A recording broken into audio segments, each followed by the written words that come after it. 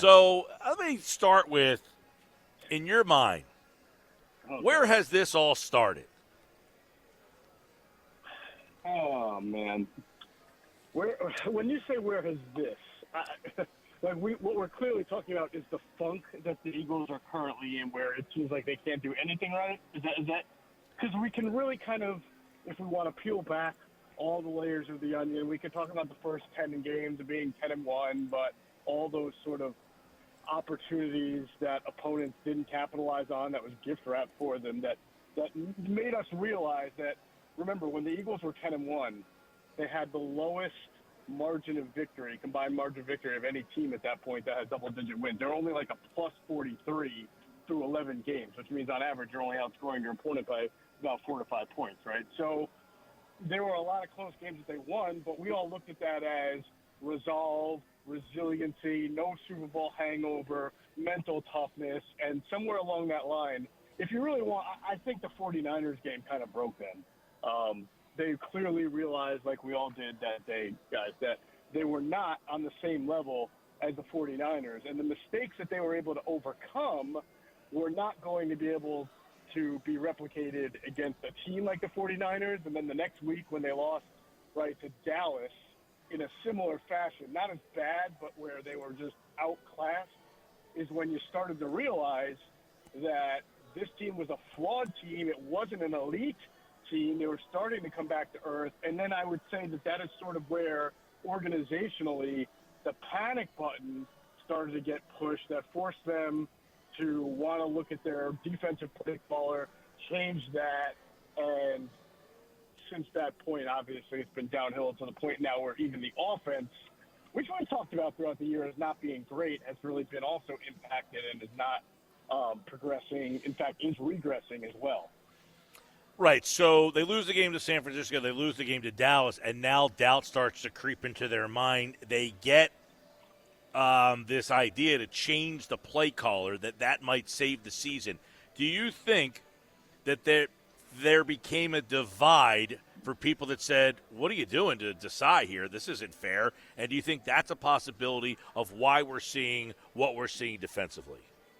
That's possible. You'd almost have to ask individuals. You know, I know Clay Harbor, who was on the 2012 team that observed the firing of Juan Castillo and the switching place of Todd Bowles. He recalled on our platform sort of a division, not guys being fractured, like fighting each other, but sort of just internally not understanding, like, who they're supposed to be, whose quote-unquote side they're supposed to be on, or if they're supposed to acclimate to a different defense than the one they were just playing. I do think we should also look at the play calling change that happened before the Seattle game, but things I've heard are that they were already making different changes on defense as far as who was in charge of what down and how the defense was being run structurally, even prior to that. So I think that, again, the panic button gets pushed from the top, and any message that you send from the top is going to trickle down to the bottom. It's very rare that the front office and the coach, this isn't like Major League, the movie, where the owner wants the team to lose, and then the coach and the team are like, well, screw you, we're going to go win, right? What happens at the top trickles down. And when you see the panic button getting pushed, and there were players, by the way, who were, as we know, were concerned about things going on under Sean Desai defensively, and it started to talk about how they saw things. But as soon as you start to change play callers and then implement a play caller who runs a scheme that is not a whole lot like the scheme you were running, or trying to mesh two different schemes in one, as we're seeing now, that's when organizationally you start to lose your finger on the pulse, and you start to lose your players, not necessarily their confidence, but their ability to play and react the way they know, because they're not really understanding of the assignments they're being asked to carry out, and it's not something they've been working on and drilled in since training camp. Moshe, is there – I know there's a chance, but I'll phrase it this way. Is there any chance that it was not Nick Sirianni's decision to go to Matt Patricia? Because that's a key moment in the timeline, obviously, and we've debated this all day. Like, if Nick Sirianni actually made that decision personally, I don't know how the heck you bring him back, regardless if you win this game on Monday. It's not my understanding, Ryan. And my understanding is that he was definitely concerned about how the defense was going through the first 11 weeks, especially after what we saw. Even in, I guess, you start with the win against Dallas where things didn't look so good. And then you go into the loss to the 49ers, the loss to Dallas. And like I said, there were some changes going on, not necessarily in play caller, but in who's in charge of what, and structure and position rooms and things, as I understand it, that were going on. So that doesn't – I don't – again, as far as I understand, Nick Sirianni was on board with these things. If I hear differently, I report differently. Whoa. Hold on real quick, just to be clear. On board, or it was his decision? It's hard because, again, everybody meets so much in that building and collaboratively, so I don't know who's the guy in the meeting that says, hey, how about this idea? I just know that there was concern that we're going for weeks. So in these meetings, I have no idea who's the one who said, all right, why don't we try this? Right, because Sirianni made it like it was his idea. Sirianni made it like it was his idea. He went to them and they said, well, if you feel like that's what you got to do. Yeah, and that's possible. It's possible. Listen, I do know Howie Roseman was also concerned about the state of the defense prior to the play calling. So if I'm just putting together from what I hear, it sounds like these two guys were really, not thrilled with the product they were seeing and thought that some kind of change needed to be made, and then a real significant one after that needed to be made. Well, and I don't want to cut you off, right? But I said before, you know me, Moshe, I'm not much of a hot taker or, I'm not a very irrational guy. But if Nick Sirianni legitimately said, well, this is what we need to do, and they said, all right, if that's what you think, and this is the result, to me, then that's a fireable offense. If they made him do this, all right, maybe that gets him off the hook a little bit. But if this is his decision and this is the result, hey, we gave you a big decision, we endorsed it, and this was the result, you might have gone down a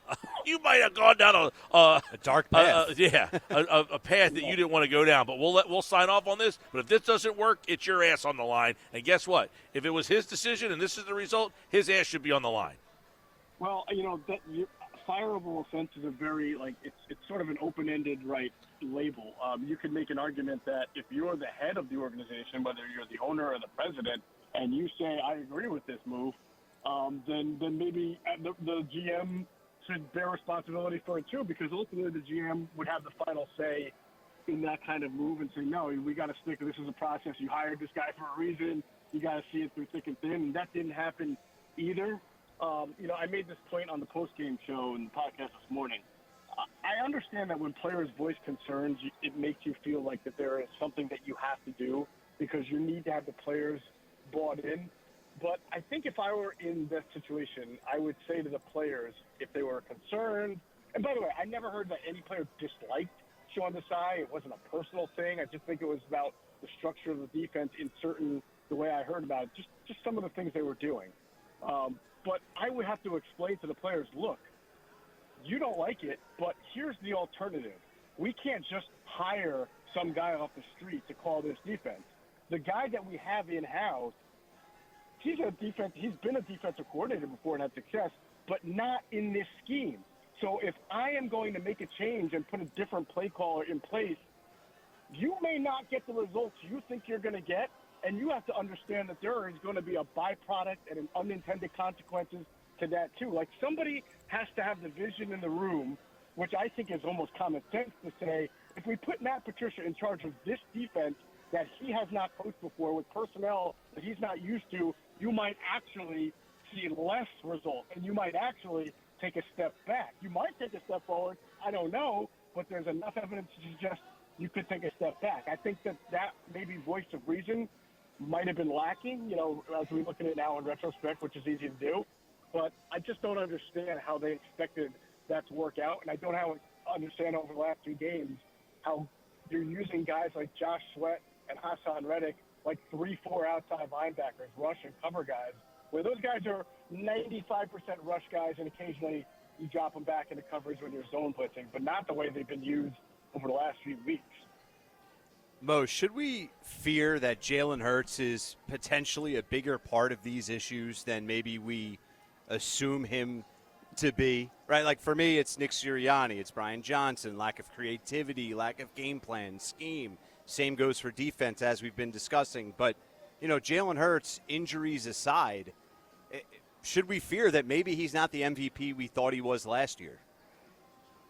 Well, all right. So there are plenty of times this year, Ryan, in wins where Adam and I, or Adam, Greg Cosell, Avant, anybody on our platform would say, hey, you know what? They won this game, but you're starting to see some elements from Jalen Hurts' game that you didn't see last year, whether it was bailing the pocket or not keeping his eyes upfield or sensing pressure when it wasn't there, not seeing open people. It wasn't so egregious that he had a horrible, horrible game, but we were seeing it. So I'm going to, in this moment, in a very bad loss, I'm going to use that opportunity to say, I don't think Jalen Hurts was the number one offensive issue. I mean, I have to wait to see the All-22 and come out, but the naked eye showed you that they almost looked like they were totally unprepared for a blitzing defense that everybody in the world, including them, knows is going to be a blitzing defense. I did not see a whole lot of routes that I thought on third down especially, or when the rush was coming, that were designed to help Jalen get rid of the ball quickly. It just seemed like the defense was right up on him immediately every time they blitzed. And to me, that's a play design and play calling issue more than a quarterback issue. I'm sure I'll find plays where maybe Jalen could have done this, that, and the other when I watch the All-22, but I really feel like this last game, and even Arizona, I thought he played fairly well. He just didn't have the ball a whole lot. I just don't see that as a Jalen Hurts problem. But moving forward, Ryan, to your point, 28, 27, 26 franchises are sort of in this boat where you've got to build a scheme around your quarterback because you don't have Patrick Mahomes, you don't have Joe Burrow, and maybe the elite stops right there because everybody else seems to have to always, even Josh Allen, right? The Bills have to work around his turnover issues. They always have to fight what Josh Allen might do in a moment. Like last night, he almost gave the game away. So unless you've got Mahomes or unless you've got Burrow, who are just seemingly on top of their game week after week, even though Mahomes hasn't had a great year, I think the Eagles are in that boat where the offense that they run is run that way for a specific reason. They feel like it's the offense that Jalen Hurts will function best in. If they try to run a different offense, and again, I'm giving you their mindset, not mine, if they try to do things differently and maybe quote-unquote more conventionally, or conventional West Coast, less RPOs, right, they probably don't feel like Hurts is going to function best in that type of offense. Jeff, and that's probably why they haven't changed it a whole lot. Geoff Mosher, Inside the Birds podcast, Football at 4. But haven't they? I mean, Jalen Hurts isn't the same player. This isn't the same offense. He's not. I mean, his running numbers are way down. That's a big component of why. It's the same offense, but it's the same offensive structure. It's the same 2x2s, the same. We're going to have, we line the guys up almost in the same spot. You're right. The zone read element, not as much a part of it. I agree. I think we would all agree that the offense had to evolve from that anyway. But they don't use a whole lot of motion. They don't switch up a ton their formations that they have had success with. They a lot of times win because they have elite playmakers, not because they've schemed guys to be wide open like a Kyle Shanahan or a Ben Johnson. So that's where I say, there's a reason why we're looking at that screen that Marcus Mariota threw was almost – it almost seemed like the Giants knew it was coming, right? Yeah. Because they've run that screen 1,000 times. Like, they can't make those screens work.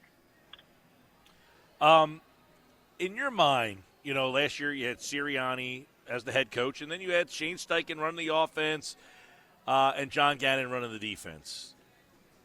How do we underestimate how much of a role those guys had, and that the guys they have in now are just underqualified for the positions? The guys that whoever brought in, Roseman, Laurie, Sirianni, that they brought in guys that were just simply not qualified, and that is showing. I think that's sort of time will tell answer. Let's take it apart, offense and defense. I don't think it's fair to compare Sean Desai and or Matt Patricia to what Jonathan Gannon did or had, because as we pointed out many times in the offseason, Sean Desai did not inherit the same defense. right? There's no Javon Hargrave. There's no Chauncey Gardner-Johnson. There's no T.J. Edwards. There's no Marcus Epps. There's no Kaiser White. And the people that replace those guys are just not the same. And on many, especially at linebacker and safety, they are clearly a slower, less athletic, less dynamic back end. I don't even think that that's arguable. I mean, how many times did the Eagles give up like a 3rd and 5 hitch for 5 or 6 yards? You know, nothing like complex, just bam, just because they don't have great athletes in the back seven right now. So to me, you can go back to the offseason and how you filled that hole. Sean Desai never had what Jonathan Gannon had to work with. Now, on offense, it's different situation. This should be one of the most prolific offenses in the sport, just based on talent alone, from offensive line to weaponry, you know, tight end, wide receivers. So there, you make a much better argument. I would say anybody would make a much better argument that Shane Steichen had the magic touch to where Brian Johnson doesn't. But I still think that there's a bigger issue if Jeff Stoutland, Kevin Patullo, and Nick Sirianni, and Brian Johnson was there last year, if this offense has sunk to where it has sunk, and 4 of the 5 guys are back, that to me speaks to the offensive concept as a whole being stale and not evolving, more than just saying Brian Johnson sucks and Shane Steichen's great. Do you believe in the current game plan and scheme right now that the Eagles are running? Nick Sirianni was asked today, do you plan on making any changes going into Tampa? He said, no. I mean, okay. I mean, I guess I'm the idiot here. I don't know. I just feel like, how do you not elaborate on that question and give a different answer, right? Do you have any confidence in what this team has been doing? I don't know how you could. I honestly, yeah. I've tried. I have picked the Eagles to win in each of the last 4 weeks, thinking that they will figure it out. They have been a well-coached team for the better part of 2.5 years. They have really good talent on offense. They don't have great talent on defense, and I do not expect them to figure that part out, right? I have 0.0% confidence that they can figure out the defense. Now, that doesn't mean they can't be Tampa. Tampa stinks. But I have zero confidence that they can do anything more than get past Tampa because of what they have done to themselves defensively. And by the way, Nick Sirianni said he wasn't making any changes at play caller the week before we found out that Sean Desai got demoted. So you got to take what he says with a grain of salt anyway. But I want to have confidence that the offensive brain trust is going to look at itself in the mirror and say, we've got to make changes in what we're doing. But I've said that for a couple of weeks now, Ryan and Mike, and I have not seen anything that I would say is a major drastic change. So no, my answer is no, I'm not very confident. In your mind, Geoff Mosher, do the Eagles enter this week having, if they go one and done, having to evaluate their coaching situation? Well, I definitely think they already have to evaluate coaching when you talk about position coaches, coordinators. You know, I'm not like fire the head coach because I do believe in giving a guy – if a guy wins that much and goes through a rut, you got to give him a chance as long as you share the same vision as him to rectify it. And clearly they have personnel issues that they'll have to address the offense in the offseason on defense. But if they go and lose like 31-0 to the Tampa Bay Bucks, which sounds ridiculous, but they were down 24-0 to the Giants, right?